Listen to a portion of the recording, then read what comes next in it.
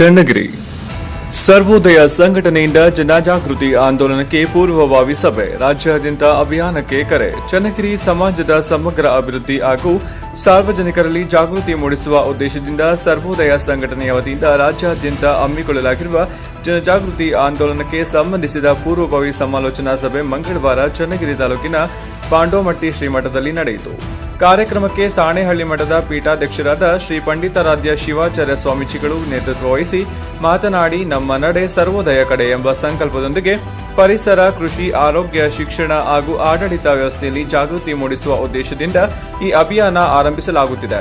ವಿದ್ಯಾರ್ಥಿಗಳು, ಸಂಘಟನೆಗಳು ಹಾಗೂ ಸಾರ್ವಜನಿಕರು ಎಲ್ಲರೂ ಸೇರಿ ಒಗ್ಗಟ್ಟಿನಿಂದ ಕಾರ್ಯಕ್ರಮ ವಹಿಸಿದರೆ ಮಾತ್ರ ಸರ್ವೋದಯ ಚಳವಳಿ ಯಶಸ್ವಿಯಾಗಲು ಸಾಧ್ಯ. ಸ್ವಾರ್ಥ ಮತ್ತು ಅಸೂಯೆಗಳನ್ನು ಬದಿಗಿಟ್ಟು ಹೆಚ್ಚು ಜನರನ್ನು ಸೇರಿಸುವುದು ಅಗತ್ಯ ಎಂದು ಹೇಳಿದರು. ಪಾಂಡೋಮಟ್ಟಿ ವಿರಕ್ತ ಮಠದ ಡಾಕ್ಟರ್ ಶ್ರೀ ಗುರುಬಸವ ಸ್ವಾಮೀಜಿಗಳು ಮಾತನಾಡಿ, ಸರ್ಕಾರಿ ಶಾಲೆಗಳನ್ನು ಉಳಿಸುವುದು ಅಗತ್ಯವಾಗಿದೆ. ಸರ್ಕಾರಿ ನೌಕರರು ಹಾಗೂ ಜನಪ್ರತಿನಿಧಿಗಳ ಮಕ್ಕಳು ಸಹ ಸರ್ಕಾರಿ ಶಾಲೆಗಳಲ್ಲಿ ಓದುವಂತೆ ಕಾನೂನು ತರಲು ಸರ್ಕಾರ ಮುಂದಾಗಬೇಕು. ಹಾಗಾದರೆ ಸರ್ಕಾರಿ ಶಾಲೆಗಳು ಬಲವಾಗುತ್ತವೆ ಎಂದು ಅಭಿಪ್ರಾಯಪಟ್ಟರು. ಸಾಣೇಹಳ್ಳಿ ಶ್ರೀಗಳು ಮತ್ತು ಪಂಡಾಮಟ್ಟಿ ಶ್ರೀಗಳ ನೇತೃತ್ವದಲ್ಲಿ ರಾಜ್ಯಾದ್ಯಂತ ಮೇ 1ರಿಂದ ನಮ್ಮ ನಡೆ ಸರ್ವೋದಯದೆಡೆಗೆ ಎಂಬ ಹೆಸರಿನಲ್ಲಿ ರಾಜ್ಯದ ಎಲ್ಲಾ ಜಿಲ್ಲೆಗಳಲ್ಲಿ ಪಕ್ಷಾತೀತ ಹಾಗೂ ಜಾತ್ಯತೀತವಾಗಿ ಜಾಗೃತಿ ಅಭಿಯಾನ ಆರಂಭಿಸಲಾಗುವುದು ಎಂದು ತಿಳಿಸಿದರು. ಕರ್ನಾಟಕ ರಾಜ್ಯ ಜೀವ ವೈವಿಧ್ಯ ನಿಗಮದ ಅಧ್ಯಕ್ಷ ವಡ್ನಾಳ್ ಜಗದೀಶ್ ಮಾತನಾಡಿ, ಪರಿಸರ ಸಂರಕ್ಷಣೆ ನಮ್ಮೆಲ್ಲರ ಹೊಣೆ. ಪರಿಸರವನ್ನು ಕಾಪಾಡದೆ ಹೋದರೆ ಮುಂದಿನ ದಿನಗಳಲ್ಲಿ ಉಸಿರಾಟಕ್ಕೂ ತೊಂದರೆ ಉಂಟಾಗುವ ಪರಿಸ್ಥಿತಿ ಎದುರಾಗಬಹುದು. ಆದ್ದರಿಂದ ಪರಿಸರ ಸಂರಕ್ಷಣೆ ಕುರಿತು ರಾಜ್ಯಾದ್ಯಂತ ಸರ್ವೋದಯ ಕಾರ್ಯಕ್ರಮಗಳ ಮೂಲಕ ಜಾಗೃತಿ ಮೂಡಿಸುವುದು ಅಗತ್ಯ ಎಂದರು. ಕೆಎಸ್ ಈಶ್ವರಪ್ಪ ಶೆಟ್ಟಿಹಳ್ಳಿ ಮಾತನಾಡಿ, ಮ್ಯಾಗ್ನೆಟ್ ಶಾಲೆಗಳ ಯೋಜನೆ ಹೆಸರಿನಲ್ಲಿ ಗ್ರಾಮೀಣ ಭಾಗದ ಸರ್ಕಾರಿ ಶಾಲೆಗಳು ಮುಚ್ಚುವ ಆತಂಕ ಇದೆ. ಸಮಾಜದ ಎಲ್ಲ ವರ್ಗದ ಜನರು ಸರ್ವೋದಯ ಕಾರ್ಯಕ್ರಮದಲ್ಲಿ ಭಾಗವಹಿಸಿದ್ರೆ ಅಭಿಯಾನ ಯಶಸ್ವಿಯಾಗುತ್ತದೆ ಎಂದು ಹೇಳಿದರು.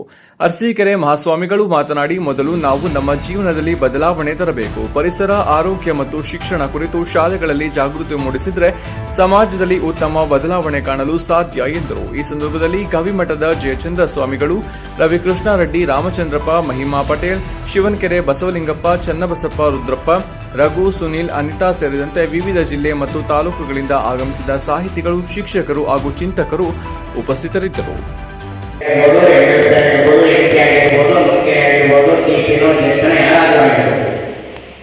ಆ ಎಲ್ಲ ಪ್ರತಿನಿಧಿಗಳೆಲ್ಲ ನಾವು ಕಡ್ಡಾಯವಾಗಿ ಸರ್ಕಾರಿ ಶಾಲೆಗೆ ಸೇರಿಸಬೇಕು ಅಂತಕ್ಕಂಥ ಕಾನೂನನ್ನು ಜಾರಿಗೆ ಎರಡನೇ ವಿಚಾರ, ಈ ಸರ್ಕಾರದ ಅಧಿಕಾರಿಗಳು ಸರ್ಕಾರದ ಅಧಿಕಾರಿಗಳು ಅವರ ಮಕ್ಕಳನ್ನ ನೋಡಿ ಬೇರೆ ಬೇರೆ ಖಾಸಗಿ ಶಾಲೆಗೆ ಸೇರಿಸಲ್ವ, ಅವ್ರ ಮಕ್ಕಳನ್ನು ಕೂಡ ಕಡ್ಡಾಯವಾಗಿ ಸರ್ಕಾರಿ ಶಾಲೆಗೆ ಸೇರಿಸಬೇಕು ಅಂತ ಒಂದು ನಿಯಮವನ್ನ ಮಾಡಬೇಕು. ಮುಂದೆ ಹೇಳ್ತೀವಿ. ತದನಂತರದಲ್ಲಿ ವ್ಯವಸ್ಥೆ ಏರುಪೇರಿಗೆ ನಮಗೆ ಒಂದು ನಿಮ್ಮ ಗಮನಕ್ಕೆ ತರಂತ ವಿಚಾರ ಏನಂದ್ರೆ, ನಮ್ಮ ಜನಗಳಿಗೆ LKG SSLC PUC ತನಕ ಪ್ರೈವೇಟ್ ಶಾಲೆ ಇರಬೇಕು. PUC ಆದ್ಮೇಲೆ ಸರ್ಕಾರ college, medical college, engineering college, nursing college ಇದು ಈ ಕರಪತ್ರವನ್ನು ಮಾಡುವುದರ ಮೂಲಕ ಜೊತೆಗೆ ಬರವಣಿಗೆಗೆ ಪೂರಕವಾಗಿ ಬೇಕಾಗಿರ್ತಕ್ಕಂಥ ಬರವಣಿಗೆ ಲೇಖನಗಳನ್ನು ಬರೆಯುವುದರ ಮೂಲಕ ಒಂದು ದೊಡ್ಡ ಶಕ್ತಿಯಾಗಿ ಇರತಕ್ಕಂಥವರು ನಮ್ಮ ಸಾಣಿಹಳ್ಳಿಯ ಪಂಡಿತಾರಾಧ್ಯ ಶಿವಾಚಾರ್ಯ ಸ್ವಾಮೀಜಿಯವರು. ಅವರೀಗ ಈಗಾಗಲೇ ಅನಿಸಿಕೆಯನ್ನು ವ್ಯಕ್ತಪಡಿಸಿದ್ದಾರೆ. ಈಗ ತದನಂತರದಲ್ಲಿ ಎಲ್ಲರಿಗೂ ಪ್ರಸಾದ ಇದೆ. ನಾವು ಆಕಾಶವಾಣಿ ಕಲಾವಿದರು ಅವ್ರು ಯಾವತ್ತೂ ಸಾವಯವ ಕೃಷಿ, ಅವತ್ತು ಆರೋಗ್ಯದ ಬಗ್ಗೆ ಅದನ್ನೆಲ್ಲ ಗೈಡೆನ್ಸ್ ಕೊಟ್ಟಿರೋದ್ರಿಂದ ನಮ್ಮ ಸಿದ್ಧಳ್ಳಿ ನಮ್ಮ ಹುಟ್ಟೂರದು ಅಲ್ಲಿ ಒಬ್ಬರು ರೈತರು ಸಾವಯವದಲ್ಲಿ ಬೆಳೆದು ಅವನೇ ಮಾಡ್ತಾರೆ. ರೋಡ್ ಸೈಡ್ ಇಟ್ಕೊಂಡು ಪ್ರತಿನಿತ್ಯ ಖಾಲಿ ಆಗ್ತದೆ. ಪರಂಗಿ ಇರ್ಬೋದು, ತರಕಾರಿ ಇರ್ಬೋದು, ಜೇನು ಎಲ್ಲ ತರದ್ದು ಒಂದೇ ತರದ್ದು ಅಂತ ಮಾಡಿಲ್ಲ. ಅದರಲ್ಲಿ ಸಾಕಷ್ಟು ಯಶಸ್ವಿಯನ್ನ ಕಂಡಿಲ್ಲ. ಅಂತರನ್ನ ನಾವು ಮಾದರಿಯಾಗಿ ಇಟ್ಕೊಂಡು ಅವರನ್ನ ತೋರಿಸ್ಕೊಂಡು ನಾವು ರೈತರು ಕೃಷಿ ಬಗ್ಗೆ ಅವ್ರನ್ನ ಉತ್ತೇಜನ ನೀಡ್ತಕ್ಕಂಥದ್ದಾಗಬೇಕು. ಮತ್ತೆ ಪರಿಸರ ಇವತ್ತು ಹಾಳಾಗಿದೆ. ಹೆಚ್ಚು ಕಮ್ಮಿ 5 ಹಾಳಾಗಿಲ್ಲ ಅನ್ನೋಕ್ಕೆ ಸಾಧ್ಯನೇ ಇಲ್ಲ. 5 ಹಾಳಾಗಿರಲ್ಲ. ಮುಂದೆ ನಾವು ಜನಗಳಿಗೆ ಏನ್ ಕೊಡಬೇಕು ಅನ್ನತಕ್ಕಂಥದ್ದು ಬಹಳ ಮುಖ್ಯವಾಗಿರ್ತಕ್ಕಂಥದ್ದು. ಇಲ್ಲಿ ಆರೋಗ್ಯ ತಗೊಂಡ್ರೆ ಆರೋಗ್ಯ ಚೆನ್ನಾಗಿರ್ಬೇಕು, ನಾವು ಕೃಷಿಯಲ್ಲಿ ಎಚ್ಚೆತ್ಕೋಬೇಕು. ಕೃಷಿಯಲ್ಲಿ ಎಚ್ಚೆತ್ಕೊಳ್ಳ ಅಂದ್ರೆ ನಾವು ಆರೋಗ್ಯ ಇರೋದಕ್ಕೆ ಸಾಧ್ಯ ಇಲ್ಲ, ಪರಿಸರನೂ ಇರೋದಕ್ಕೆ ಸಾಧ್ಯ ಇಲ್ಲ. ನಾವು ಹೋದ ಕಡೆ ಎಲ್ಲ ಹೇಳ್ತೀವಿ, ನಾವು ಅದನ್ನು ಬಳಸ್ಕೊಳ್ತೀವಿ. ಇವತ್ತು ನಾಟ್ಯ ಕಟ್ಕೊಂಡು ನಾವು 4-5 ನಾವೇ ಅವ್ರನ್ನ ಇಟ್ಕೊಂಡು ಹೋಗ್ತೀವಿ, ಮೇಯಿಸ್ತೀವಿ, ಬರ್ತೀವಿ, ಬಿಡು ಇದ್ದಾಗೆಲ್ಲ ಅವ್ರ ಜೊತೆ ಒಡನಾಟ ಇಟ್ಕೊಂಡು ಅದನ್ನೇ ನಮ್ಮ ಮಕ್ಕಳಲ್ಲಿರ್ತಕ್ಕಂಥ ಮಕ್ಕಳು ನಾವು ಆ ಮಜ್ಜಿಗೆ ಮೊಸರನ್ನು ಉಪಯೋಗಿಸ್ತೀವಿ, ನಾವೇ ಮಾಡ್ತಾ ಇಲ್ಲ. ಅದ್ರ ಜೊತೆಗೆ ನಮ್ಮ ತೋಟದಲ್ಲಿ ನಮ್ದು ಜಾಸ್ತಿ ಅಲ್ಲ, ಒಂದು 5-6 ಎಕರೆಯಲ್ಲಿ ಇವತ್ತು ಆಕಳು ಸಗಣಿನೇ ನೇರವಾಗಿ ಮರಕ ಹಾಕೊಂಡು ಅದರ ಜೀವಾಮೃತ ಮಾಡಿ ಅದನ್ನ ಹಾಕೊಂಡು ಬೆಳೆಸ್ಕೊಂಡು ಸ್ವಲ್ಪ ಕಮ್ಮಿ ಇರ್ಬೋದು, ಹೋಗ್ತಾ ಜಾಸ್ತಿ ನಾವು ಹೆಂಗ್ ಕೊಡ್ತೀವಿ. ಎಲ್ಲ ಕಾರ್ಯಕ್ರಮಗಳು ಬೆನ್ನೆಲುಬಾಗಿ ನಿಂತಿರ್ತಾರೆ. ಈ ಕಾರ್ಯಕ್ರಮಕ್ಕೂ ಕೂಡ ಅವರು ಬೆನ್ನೆಲುಬಾಗಿರ್ತಾರೆ. ಅದು ಸತ್ಯವಾದ ವಿಚಾರಗಳು. ಈಗ ನಾವೆಲ್ಲರೂ ಕೂಡ ಪುರುಷ ಪ್ರಧಾನವಾಗಿರ್ತಕ್ಕಂಥ ಸಮಾಜವನ್ನ ಮತ್ತೆ ಮತ್ತೆ ಪ್ರತಿಪಾದನೆ ಮಾಡ್ತಾನೆ ಇದ್ದೀವಿ. ಬರೀ ನಾವುಗಳಾಗಿ ಮಾತಾಡಿದ್ದೀವಿ. ಈಗ ಮಹಿಳೆಯೊಬ್ಬರು ಮಾತನಾಡಬೇಕು ಅನ್ನೋದು ನಮ್ಮ ರಾಯಚೂರಿನಿಂದ ಬಂದಿರತಕ್ಕಂಥ. ಆದರೆ ಇವತ್ತು ಬಸವಣ್ಣನವರ ಒಂದು ವಚನ ಸಾಕ್ಷೀಭೂತವಾಗಿದೆ.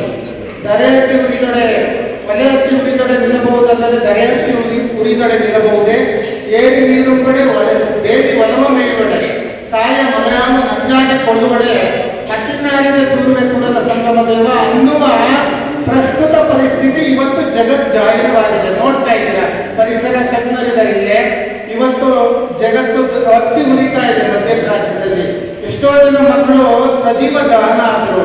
ಇವತ್ತು ಏನು ಯಾವ ಉದ್ದೇಶಕ್ಕಾಗಿ ಯುದ್ಧ ನಡೀತಾ ಇದೆ ಅಂದ್ರೆ ಅದು ಒಂದು ಏನು ಅನಿಲ ಸಂಪತ್ತಿಗಾಗಿ. ಆದರೆ ಅನಿಲ ಸಂಪತ್ತು ಅದು ಪ್ರಾಕೃತಿಕ ಸಂಪತ್ತು. ಇರೋದು ಒಂದೇ ಭೂಮಿ, ಇದು ನಮ್ಮೆಲ್ಲರ ಭೂಮಿ. ಆ ದೇಶದ ಗಡಿಗೆ ಅವರು ಬೇರೆ ಹಾಕೊಂಡಿರ್ಬೋದು, ಆದರೆ ಅದು ಎಲ್ಲರ ಭೂಮಿ, ಅದು ಒಂದೇ ಭೂಮಿ ಇರೋದು. ಅಂತ ಭೂಮಿ ಇವತ್ತು ಸರ್ವನಾಶ ಆಗ್ತಾ ಇದೆ. ಅಮೆರಿಕ ಇರ್ಬೋದು, ಇರಾನ್ ಇರ್ಬೋದು, ಇಸ್ರೇಲ್ ಇರ್ಬೋದು, ಇವೆಲ್ಲ ದೇಶಗಳು ಬರೀ ಅವರ ಚಿಂತನೆ. ಒಳ್ಳೆಯದು ಬೇಕು, ಆರೋಗ್ಯ ಬೇಕು, ಕೃಷಿ ಬೇಕು, ಶಿಕ್ಷಣ ಬೇಕು, ಒಳ್ಳೆ ಆಡಳಿತ ಬೇಕು ಅಂತ ನಾವೆಲ್ಲ ಹೊರಟಿದ್ದೇವಲ್ಲ, ನಾವು ಪರಿವರ್ತನೆ ಆಗಿ ನಾವು ಇದು ಒಳ್ಳೆಯ ಕಾರ್ಯಕ್ರಮ, ಇದರಿಂದ ನಾವು ಪರಿವರ್ತನೆ ಮಾಡೋಣ ಅಂತ ಅಂದ್ಕೊಂಡು ಸ್ವಲ್ಪ ನಮ್ಮಲ್ಲಿರೋ ಸ್ವಾರ್ಥವನ್ನು ಬದಿಗಿರಿಸಿ ನಾವು ಇಂಥದ್ದು ಬದಲಾವಣೆ ಆಗಲಿ ಅಂತ ಹೊರಟಿದ್ದೇವಲ್ಲ, ಇದು ಮಾಡ್ತಕ್ಕಂಥದ್ದೇ ಒಳ್ಳೆಯ ಕಾರ್ಯಕ್ರಮ ಅಂತೇಳಿ ನಾವು ಅರ್ಥ ಮಾಡಿಕೊಂಡು ಹೋಗೋಣ. ಅದು ಈಗ ಎಷ್ಟು ಗ್ರೀನ್ ಹೌಸ್ ಗ್ಯಾಸಸ್ ಅಂತ ಏನ್ ಹೇಳ್ತೀವಿ ಅದನ್ನ ಉತ್ಪತ್ತಿ ಮಾಡ್ತಾ ಇದೆ. ಆದ್ರೆ ಪರ್ಸನ್ ಅಂತ 10 ಜನ ಸೇರಿ ಗ್ಲೋಬಲ್ ವಾರ್ಮಿಂಗ್ ಎಷ್ಟು ಕಾರಣವಾಗ್ತೀವೋ ಅಮೆರಿಕದ ಒಬ್ಬ ಮನುಷ್ಯ ಅದಕ್ಕೆ ಕಾರಣ ಆಗ್ತಾ ಇದೆ. ಯಾಕಂದ್ರೆ ಅವರಷ್ಟು ಪೆಟ್ರೋಲು, ಕಲ್ಲಿದ್ದಲು ಅದನ್ನೆಲ್ಲ ಬಳಸ್ತಾ ಇದ್ದಾರೆ. ಈಗ ಟ್ರಂಪ್ ಅಂತ ಅವ್ರು ಬಂದು ಅವೆಲ್ಲ ಈ ಆಲ್ಟರ್ನೇಟಿವ್ ಎನರ್ಜಿ, ಸಸ್ಟೈನಬಲ್ ಲಿವಿಂಗ್ ಏನೆಲ್ಲ ಬೇಕಾಗಿತ್ತು ಅದನ್ನೆಲ್ಲ ಮೂಲೆ ಮುಕ್ಕು ಮಾಡಿ ಈಗ ಆಯಿಲ್ ಪೆಟ್ರೋಲ್ಗೆ ಪ್ರಮೋಟ್ ಮಾಡ್ತಾರೆ. ಅದೇ ರೀತಿಯಲ್ಲಿ ಇವತ್ತು ನಮ್ಮ ದೇಶಕ್ಕೆ ತೆಗೆದುಕೊಂಡ್ರೆ ಶಿಕ್ಷಣ ಮತ್ತು ಆರೋಗ್ಯ ಬಹುತೇಕವಾಗಿ ಖಾಸಗೀಕರಣವಾಗಿದೆ ಮತ್ತು ಸರ್ಕಾರ ಇವತ್ತು ಕೈ ಚೆಲ್ಲಿ ನಿಂತಿದೆ. ಯಾಕೆಂದ್ರೆ ಸರ್ಕಾರ ನಡೆಸುವವರೇ ಆ ದಂಧೆಯನ್ನ ಮಾಡ್ತಾ ಇದ್ದಾರೆ. ಸರ್ಕಾರದ ನಿಯಂತ್ರಣ, ಸರ್ಕಾರ ಬಡವರಿಗಾಗಿ ಕೊಡ್ತಾ ಇರುವಂತಹ ಶಿಕ್ಷಣ ನಾವು ರಾಜಕಾರಣಿಗಳು ನಾವು ನಡೆಸ್ತಿರುವಂತಹ ಆಸ್ಪತ್ರೆ ಮತ್ತು ಶಾಲೆಗಳಿಗೆ ಜನ ಬರ್ತಾರೆ ಅನ್ನುವಂತಹ ರೀತಿ. ಇನ್ನು ರೈತ ಬಹುತೇಕವಾಗಿ ಇವತ್ತು ರೈತರಾಗಿ ಓದಿಲ್ಲ ದೈಹಿಕ ಶ್ರಮಕ್ಕಿಂತ ಅವರು ಮ್ಯಾನೇಜರ್ಗಳಾಗುತ್ತಿದ್ದಾರೆ. ಬಿತ್ತನೆ ನಮ್ಮದೆಲ್ಲ ನಾವು ಭಾಗವಹಿಸ್ತೀವಿ. ಅದ್ರ ಜೊತೆಗೆ ಪರಿಸರ ಇಟ್ಕೊಂಡಿರೋದ್ರಿಂದ ಈಗ ಈ ಒಂದು ಸರ್ವೋದಯದ ನಾವೆಲ್ಲರೂ ಸೇರಿಬಿಟ್ಟು ಒಂದು ಬೀಜ ಪ್ರಸಾರಣ ಕಾರ್ಯಕ್ರಮವನ್ನ ಈ 30 ದಿನದಲ್ಲಿ ಒಂದಿನ ಒಂದು ಜಿಲ್ಲೆಯಲ್ಲಿ ಇಟ್ಕೊಂಡ್ರೆ ತುಂಬಾ ಅನುಕೂಲ ಆಗುತ್ತೆ. ಗುಂಡೆ ಕಟ್ಬಿಟ್ಟು ಬೀಜ ಹಾಕಿದ್ರೆ ಅದು ಮಳೆ ಬಂದಾಗ ಗುಡ್ಡದಲ್ಲಿ ಮತ್ತೆ ಗೋಮಾಳದಲ್ಲಿ ನಾವು ಚೆಲ್ಲಿ ಬಂದ್ವಿ ಅಂದ್ರೆ ಅವು ಮಳೆ ಬಂದಾಗ ಹುಟ್ಟುತ್ತವೆ. ನಾವು ಹಾಕಿದ್ರೆ ನೀರು ಹಾಕಿ ಬೆಳೆಸ್ಬೇಕು. ಅವು ಭೂಮಿ ಮೇಲೆ ಹುಟ್ಟಿದ್ರೆ ಅಷ್ಟು ನೀರು ಬಯಸೋದಿಲ್ಲ. ಈಗ ಕಾಡಾಗೆಲ್ಲ ಬೆಳೆದಿರ್ತಾವಲ್ಲ, ಹಂಗಾಗಿ ಬೀಜ ಪ್ರಸಾರಣ ಕಾರ್ಯಕ್ರಮ ಒಂದು. ಮತ್ತೊಂದು ಈ ಶಿಕ್ಷಣದ ಇಟ್ಕೊಂಡಾಗ ಈ ಒಂದು 30 ದಿನದಲ್ಲಿ ಯಾವುದಾದ್ರೂ ಒಂದು ಜಿಲ್ಲೆಯಲ್ಲಿ ಒಂದು ಸರ್ಕಾರಿ ಶಾಲೆಯಲ್ಲಿ ಹಾಡು ಹೇಳ್ತಾರೆ. ಒಂದು ಹಾಡು ಕೇಳಿ ನಂತರ ನಮ್ಮ ಜಿಲ್ಲೆಯ ಜವಾಬ್ದಾರಿಯನ್ನು ನಾವು ತೆಗೆದುಕೊಳ್ತೇವೆ. ನಾನಂದ್ರೆ ಇಷ್ಟ ಅಚ್ಚುಕಟ್ಟಾಗಿ ಮಾಡ್ತೇನೆ ಅಂತ ನೀವು ಹೇಳ್ಬೋದು. ಯಾಕೆಂದ್ರೆ ಸಾರ್ವಜನಿಕರ ಜವಾಬ್ದಾರಿ ಯಾರ ಜವಾಬ್ದಾರಿಗೂ ಅಲ್ಲ ಅಂತ. ಪ್ರತಿಯೊಬ್ಬರು ತಮ್ಮ ಜವಾಬ್ದಾರಿ ಏನು, ನಮ್ಮ ಹೊಣೆಗಾರಿಕೆ ಏನು, ನಾವು ಏನು ಮಾಡಿದ್ದೀವಿ ಕೆಲವರು ಮುಖ್ಯ, ಮುಂದೆ ಏನು ಮಾಡ್ತೀವಿ. ನಾವು ಮಾಡುವಂಥ ಕಾರ್ಯಗಳಲ್ಲಿ ವಿದ್ಯಾರ್ಥಿಗಳನ್ನು ಸೇರಿಸ್ಕೊಳ್ಳುವಂಥದ್ದು, ಸಾರ್ವಜನಿಕರನ್ನು ಸೇರಿಸ್ಕೊಳ್ಳುವಂಥದ್ದು, ಸಂಘಟನೆಗಳನ್ನು ಸೇರಿಸ್ಕೊಳ್ಳುವಂಥದ್ದು, ಇದು ಯಾವುದೋ ಒಬ್ಬರು ಮಾಡುವಂಥದ್ದಲ್ಲ, ಎಲ್ಲರೂ ಒಗ್ಗಟ್ಟಾಗಿ ಮಾಡಬೇಕು. ನಮ್ಮ ಸ್ವಾರ್ಥ ಅಸೂಯೆಗಳನ್ನು ಬದಿಗಿಟ್ಟು ಸರ್ವೋದಯದ ಕಾರ್ಯಗಳಲ್ಲಿ ನಾವೆಲ್ಲರೂ ಭಾಗವಹಿಸಬೇಕು.